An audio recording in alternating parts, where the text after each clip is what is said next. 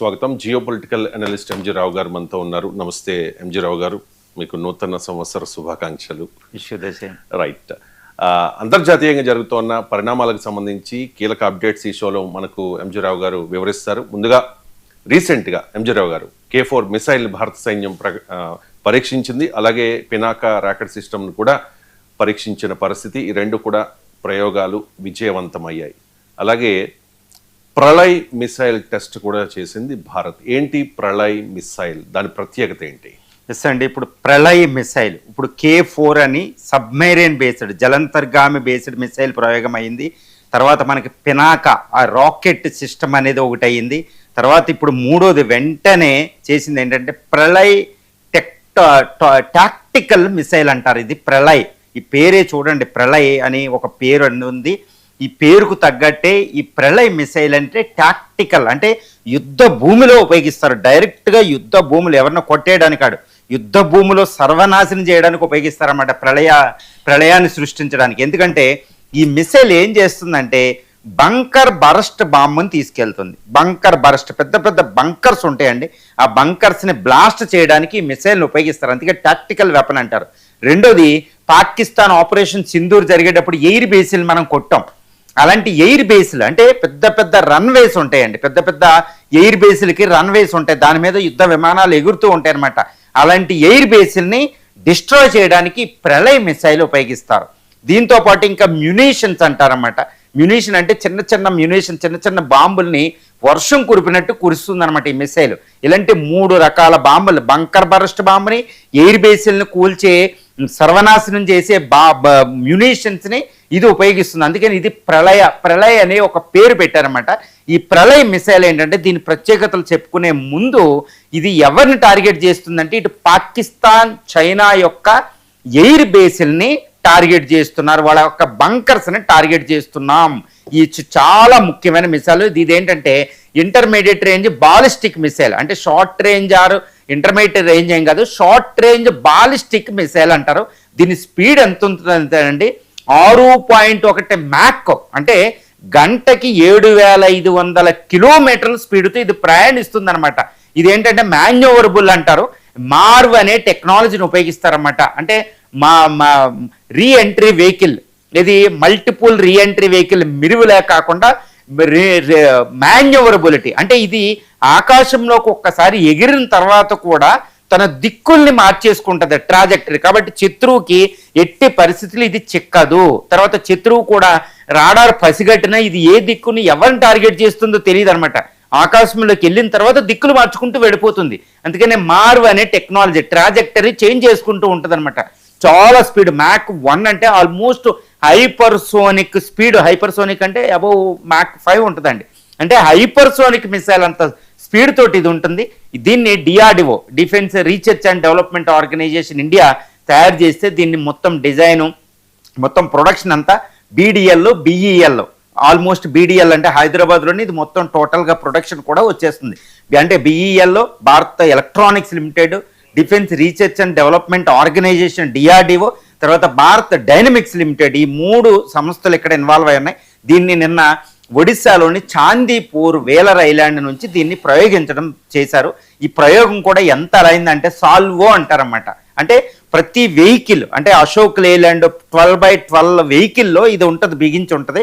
దీంట్లో ఉన్న 2 మిసైల్స్ను ఒకేసారి ప్రయోగించారు. దీని యొక్క గొప్పతనం ఏంటంటే ప్రిసిషన్ మిసైల్ అంటారు. ప్రిసిషన్ గైడెడ్ మిసైల్ అంటే ఏంటి, దీని యాక్యురసీ ఎంత ఉంటుందంటే 10 మీటర్ల రేడియస్, ఒక దాన్ని దిక్కు చూస్తే కేవలం 10 మీటర్ల రేడియస్లో దాన్ని తప్పకుండా కొట్టి తీరుతుంది అనమాట. అందుకని బంకర్స్, అంటే ఒక బంకర్ కొట్టాలంటే 100 మీటర్ల డిస్టెన్స్లో యాక్యురసీ లేకపోతే కుదరదు. కాబట్టి ప్రిసిషన్ టాక్టికల్ మిసైల్ అని పిలుస్తారన్నమాట. అది ప్రళయాన్ని సృష్టించేస్తుంది. ముఖ్యంగా ఇప్పుడు పాకిస్తాన్ పెద్ద పెద్ద టెర్రరిస్టులు బంకర్స్ ఉంటాయి, అలా ఆర్మీ జనరల్ అసిమ్ మునీర్ లాంటి బంకర్స్ ఉంటాయి, వాటిని పేల్చవచ్చు. లేదా చైనాలో మనకి ఏంటంటే ఎయిర్ బేస్లు ఉంటాయి. టిబెట్ నిండా ఆల్మోస్ట్ డజన్ల కొద్ది అది ఎయిర్ బేస్లు ఎస్టాబ్లిష్ చేసింది. ఆ ఎయిర్ బేస్ల్ని బద్దలు కొట్టేసి అక్కడ యుద్ధ విమానాలు ఎగరకుండా మనం చేయాలి. ఇప్పుడు పాకిస్తాన్ నూర్ఖాను, సర్గోదా లాంటి ఎయిర్ బేస్ల్లో ఉన్న ఎయిర్ బేస్లను మనం కొట్టేస్తే ఆపరేషన్ సింధూర్ లాగా ఇంకా అక్కడ యుద్ధ విమానాలు ఎగరడానికి ఉండవండి. కాబట్టి అలాంటి టాక్టికల్ అంటే ఇంకా యుద్ధ భూమిలో డైరెక్ట్గా యూజ్ చేసే మిసైల్ అంటారు. ఇది భారతదేశం యొక్క ఆర్మీ, ఎయిర్ ఫోర్స్ ఈ రెండే ఉపయోగిస్తారు. ఇది క్యానిస్టర్ బేస్డ్ అనే మిసైల్ కూడా అంటారు. అంటే భూమి లోపల గొట్టాల నుంచి కూడా ఇది ప్రయోగిస్తూ ఉంటారు. సర్ఫేస్ టు సర్ఫేస్ మిసైల్ అండి. ఇది ప్రళయకాలం. ఆల్మోస్ట్ దీని టెక్నాలజీ ఎలాంటిదంటే మన భారతదేశానికి పృథ్వీ అనేది ఎయిర్ డిఫెన్స్ సిస్టమ్ అనేది ఒకటి ఉందండి. ఏఎండి అంటారన్నమాట. ఎక్సోస్పియర్లో వచ్చే ఇంటర్సెప్టర్ మిసైల్ అంటారు. అంటే వేరే శత్రు దేశాల యొక్క మిసైల్ని అడ్డుకునే మిసైల్నే పృథ్వీ అనేది ఒకటి తయారు చేసాం. అది పృథ్వీలో చాలా వేరియంట్స్ ఉంటాయి. ఈ పృథ్వీని తర్వాత ప్రహార్ అనే 2 మిసైల్ యొక్క టెక్నాలజీని సంయోగం చేసి కంబైన్డ్ టెక్నాలజీతో దీన్ని తయారు చేయడం జరిగింది. ఇది ప్రళయం. అంటే భారతదేశం ఈ మిసైల్ అనేది అంత ఈజీ కాదు. ఎందుకంటే భారతదేశం యొక్క స్ట్రాటజిక్ రాకెట్ ఫోర్స్ అనేది ఒకటి ఎస్టాబ్లిష్ చేసాం. రాకెట్ ఫోర్స్ అనేది అంటే మిసైల్స్ అంతా ఆపరేట్ చేయడానికి ఒక ఫోర్స్, ఒక దళాలు ఉంటాయి అన్నమాట భారత ఆర్మీలో. వాళ్ళ ఆధ్వర్యంలో ఉంటాయి. ఈ ప్రళయాన్ని మనం భారతదేశం ఎందుకు ప్రయోగిస్తుందంటే కొన్ని మిసైల్ చూడండి. ఇప్పుడు పినాకా అని, బ్రహ్మోస్ అని, తర్వాత నిర్భయ్ అనే మిసైల్, తర్వాత ఇప్పుడు ప్రళయ్. ఇవన్నీ ఏంటంటే ఒక్కో పర్పస్కి ఒక్కోటి ఉపయోగిస్తారు. చూడండి, నిర్భయ్ అనేది సబ్సానిక్, చాలా స్పీడ్ తక్కువలో ఉంటుంది అనమాట. అంటే ఆల్మోస్ట్ అది ఎంత స్పీడ్తో వెళ్తుందంటే 600-700 కిలోమీటర్ స్పీడ్తోనే వెళ్తుంది. కానీ 1500 కిలోమీటర్ల రేంజ్లో వెళ్తుంది. దాన్ని ఒక్క పర్పస్కి ఉపయోగిస్తాం. ఇది ఏంటంటే కేవలం 150 నుంచి 500 కిలోమీటర్ దూరమే వెళ్తుంది ఇది ప్రళయ్.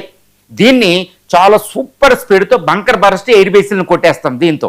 ఇది ఒక పర్పస్. తర్వాత బ్రహ్మోస్ మనందరికీ తెలిసే బ్రహ్మోస్, ఇంకా అది వెళ్ళిందంటే అది భూమి మీద చాలా తక్కువ ఎత్తులో వెళ్ళి మ్యాక్ 5-4 స్పీడ్తో వెళ్ళి కొట్టేస్తుంది 300 కిలోమీటర్ల వరకు. ఇప్పుడు నెక్స్ట్ జెన్ అనేది 600-700 కిలోమీటర్లు వెళ్ళిపోతుంది బ్రహ్మోస్. అదొక పర్పస్కి ఉపయోగిస్తూ ఉంటాం. ఇక పినాక్ అనేది రాకెట్ సిస్టమ్. కేవలం 44 సెకండ్లో 12 రాకెట్లు పేల్చేస్తుంది అనమాట. అది చాలా ప్రమాదకారి. అంటే చూసారు, ఈ రాకెట్ ఫోర్స్లో ఒక్కొక్క పర్పస్కి ఒక్కో మిసైల్ మనం ఉపయోగిస్తూ ఉంటాం అనమాట. దీంట్లో భాగమే ప్రళయ్. ఇది చాలా ప్రమాదకరమైన మిసైల్. ఇప్పుడు పాకిస్తాన్, చైనా, మన సుమారు ఏంటంటే పాకిస్తాన్ 3363 కిలోమీటర్ల ల్యాండ్ బౌండరీ, ఇటు చైనాతో 4000 కిలోమీటర్లో, ఇటు టిబెట్లో వీటిలో కొట్టాలి. ఈ మిసైల్ ఇంకొక ప్రత్యేకత ఏంటంటే తక్కువ ఎత్తులో ఎగురుతూ ఉంటుంది అనమాట. తక్కువ ఎత్తులు ఎగరడం వల్ల అటు రాడార్లకి చిక్కదు. ఆకాశంలో బాగా వెళితే అక్కడ గుర్తుపడతాయి. కానీ తక్కువ ఎత్తులో వెళ్ళి మళ్ళీ ఇదేంటంటే మాన్యూవరబిలిటీ, తన ట్రాజెక్టరీ వెళ్ళే మార్గాన్ని ఎప్పటికప్పుడు చేంజ్ చేసేసుకుంటుంది. లాస్ట్కి ఏ లక్ష్యాన్ని ఇది ఢీకొంటుందో కూడా శత్రువుకు అనుమానమే. కాబట్టి మనకి దానికి వ్యతిరేకం ఇంకో మిసైల్ ప్రయోగించడం అంత అసంభవం అనమాట. అంతటి అద్భుతమైన మిసైల్ మన భారతదేశం తయారు చేసింది. ఇది అమెరికా, రష్యా, చైనాల దగ్గర ఉన్న మిసైల్ కంటే చాలా అధునాతనమైన మిసైల్ అని రక్షణ శాఖ నిపుణులు కూడా వివరణిస్తున్నారు. ఈ ప్రళయ్ టెస్ట్ అనేది చాలా ప్రమాద గంటికలు ఈరోజు పాకిస్తాన్, చైనాలో మోగిస్తున్నాయి. అంటే భారతదేశం ఈ మిసైల్ సిరీస్ ఆఫ్ మిసైల్స్ ఎందుకు చేస్తుందంటే యుద్ధానికి ప్రిపేర్ అవుతుంది. అన్ని ఏ రకమైన యుద్ధానికైనా ఇది ప్రిపేర్ అయ్యి సంసిద్ధంగా ఈరోజు ప్రళయ్ అనే వెపన్స్, పినాక ఎయిర్ డిఫెన్స్ సిస్టమ్ల, రాకెట్ సిస్టమ్లని, అదేవిధంగా మనకు ఇప్పుడు K4 తర్వాత K7 అనేది ఒకటి రాబోతుందండి. 7000 కిలోమీటర్ల సబ్మెరైన్తో ఇంకొకటి రాబోతుంది. కానీ ఒకటి వెయిటింగ్, ఈ అగ్ని 6 కానీ సూర్య మిసైల్ ఎప్పుడు ప్రయోగించబోతుంది అనేది ఇప్పటికీ సస్పెన్షన్లో ఉన్నాం. మరి ఏ రోజు సడన్గా న్యూస్ వస్తుందో చూద్దాం. ఇక బంగ్లాదేశ్ మాజీ ప్రధాని ఖలీదా జియా అంత్యక్రియలకు ప్రధాని